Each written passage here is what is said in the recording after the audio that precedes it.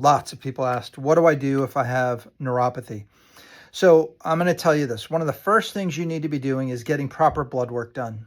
And some of the main things you need to look for when you're getting blood work done, the first thing that I would be looking for if I had neuropathy, where my eyes would go first, would be what are the inflammatory levels in the person's body?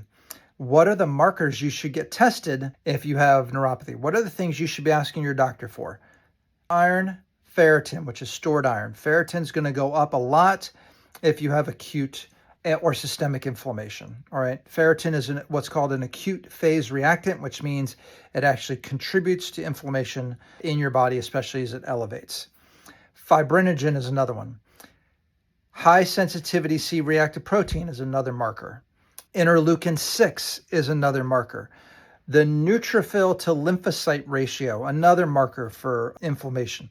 The platelet to lymphocyte ratio, these are other markers that can be looked at to determine if somebody is dealing with systemic inflammation. Look, I want to explain why this is. If you have inflammation, systemic inflammation, you're going to have a hard time healing your nerves. It's going to be nearly impossible. The point being is, by the way, the word inflammation comes from the Latin word, which means to ignite. So imagine you're trying to build a house while it's on fire.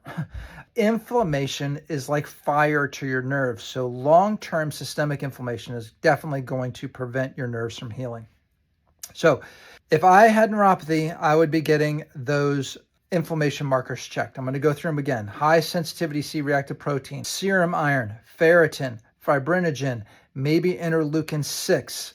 ESR, I didn't mention that before. Your ESR would be something I would check. Your neutrophil to lymphocyte ratio would be something I would get checked.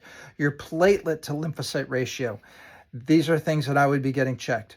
If you have high levels of inflammation, the next thing to do, this is what I would do just because this is something that you're going to do every day, I would look at what foods you're eating that are driving up inflammation. Anything that you're eating or drinking that is going to drive up inflammation. Get a food sensitivity test. Is it a perfect test? It is not. Could it show false positives? Could it show false negatives? It could.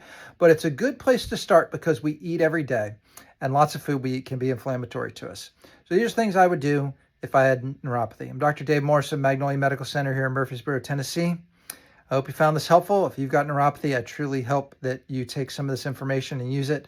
I would love to be able to help you out. Not trying to sell you anything here, just would love to know that you lived a better life. Take care today.